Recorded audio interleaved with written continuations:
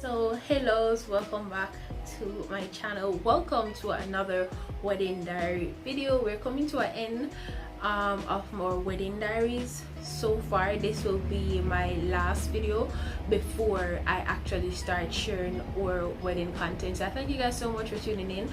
I see the likes, I see the comments, I see the views as well, but what I would really love and appreciate is for y'all to go ahead and subscribe, like the video, comment as well. You know, if I'm seeing where I'm at 200 views, I seen at 400 views, and I'm really happy for those that are watching to subscribe and also to like and to comment, to let the comment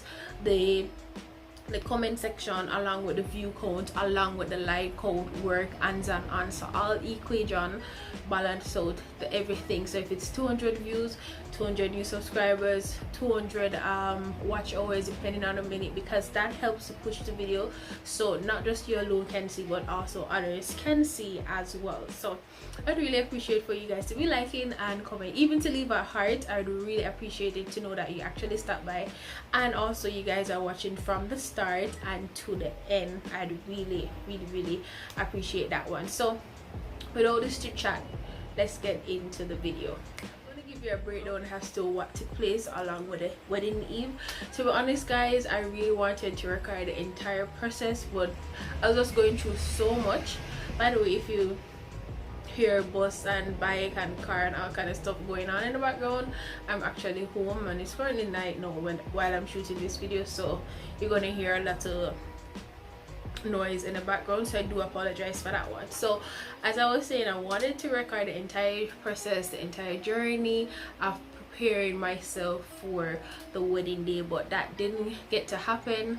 The quality of my camera wasn't up, which you guys know that I'm using my phone to record all of these videos. Plus I was getting a lot of calls on that day, so I really and truly never get a chance to record because I was getting called, I was making call, and to be honest I was just so mad. I was upset, I was pissed, everything was going on the wedding eve, right? So to kickstart, I'd wake up around 3 o'clock in the morning. So the wedding was the 5th of August, so it would have been August the 4th. So I wake up around 3, I think it was around 3 in the morning, and I pack up the stuff for the venue, I pack up the stuff for the honeymoon along with the wedding day stuff as well, you know, try to fix up everything. During that process I was also packing to leave home to come and live with my husband, but I never get a chance to actually show you guys all of that. But those were what was actually taking place at 3 o'clock in the morning, which would have been August the 4th.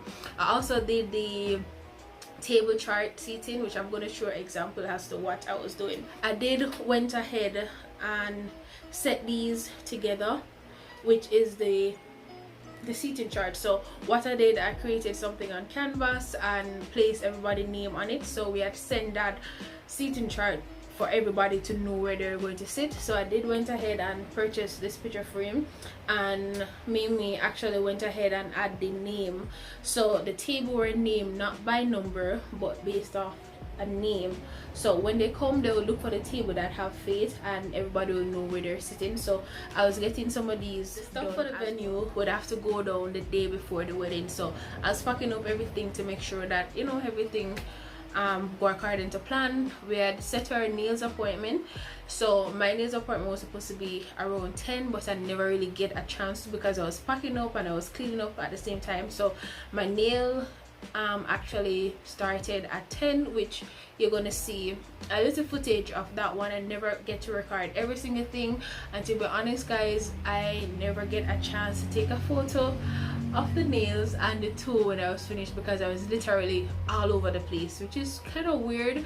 But I promise to try look for videos and photos where I maybe have a full pictures of my toe and my nails to show you, but they were perfectly, like when I say perfectly done, just what I wanted is just exactly what I get. So I'm going to show you the snaps that took place at the nail tech, so stay tuned.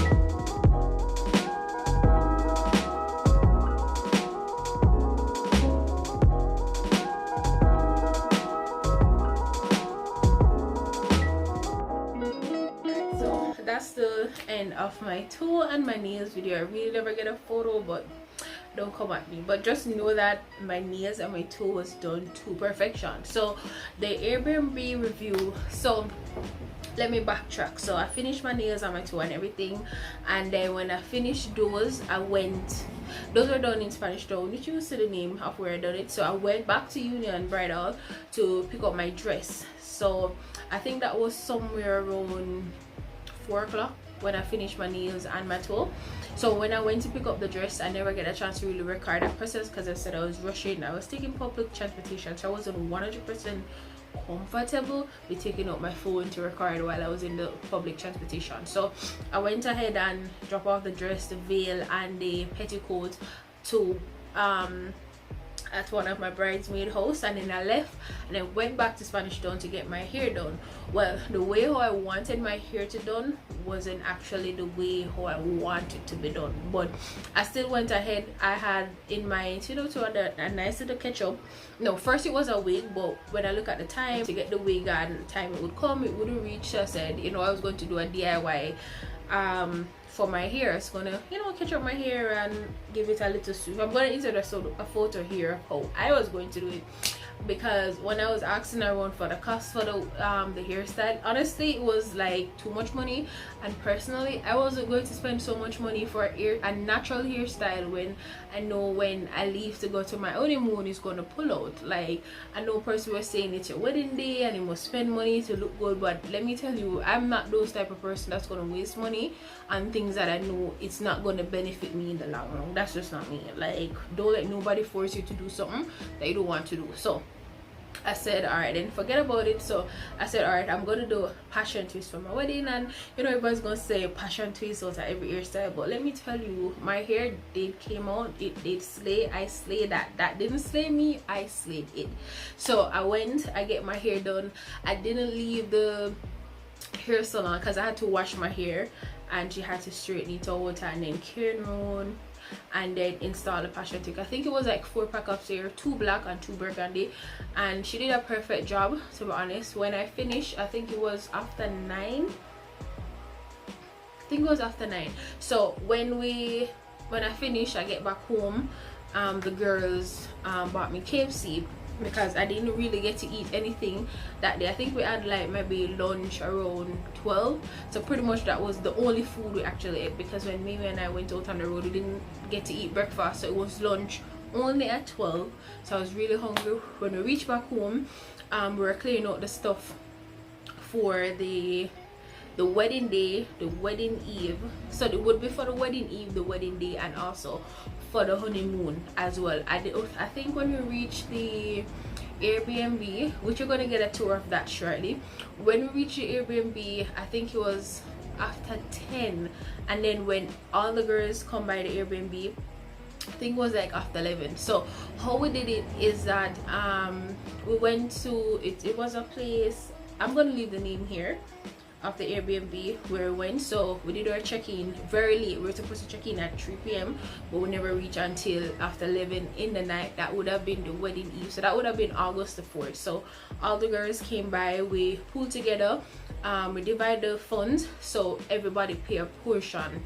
And one of her bridesmaids, which was Roxanne, she made a suggestion where we pledged to carry food. So one person carry bread, one carry franks, one carry egg, one carry tea supply, some carry water, some carry orange juice, some carry powder season, some carry snack. So that's what we did to save me on all the expense. All of us pulled together, carry what we can carry for the wedding eve and for the wedding day as well. So the wedding eve, I told everybody to get something to eat before they come to the Airbnb. So when we check in the Airbnb, some of the stuff didn't get to finish up, which by now everybody was sick out, everybody was pretty much tired because they had a lot to do. So when we reached by the Airbnb and we get drop off and we unpack from the car, and then the guys went back to their destination, we were in, so it was 7 of us, 7 females there in total. So some of us sleep on the bed, some sleep in the chair.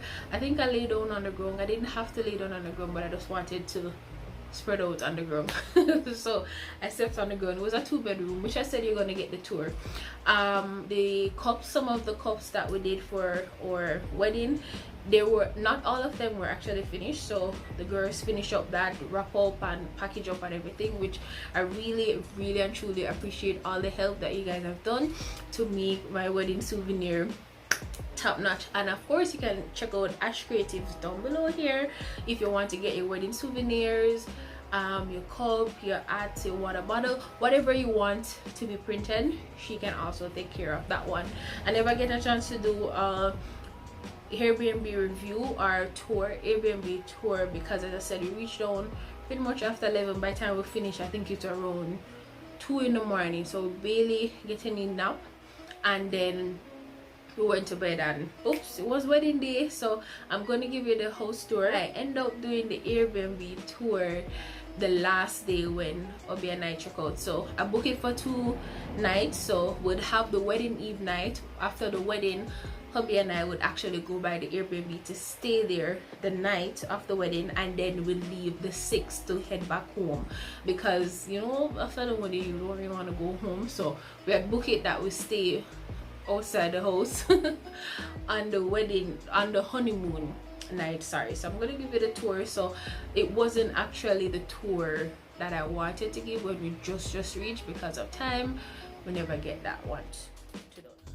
Hey love, it's me again. I'm back. So pretty much how we get to enter the premises is that when we reach up to the gate, we provide the lot number that we're going to stay, and we provide our name. So basically drive in, reach our destination. I think we lost a couple time, well, teacup, knife, just a little bit everything. So it's as if you were actually at home. We have our water kettle and we have our toaster oven, just the same. We have a window there which we kind of open up. So now is the next room. So when you enter the passage over on your left hand side, now this is the next room. This is where we actually got ready for the wedding day, and it's basically pretty much the same. It's just that the master bedroom have more space than this one. So we have AC in both rooms. We have our dresser on here.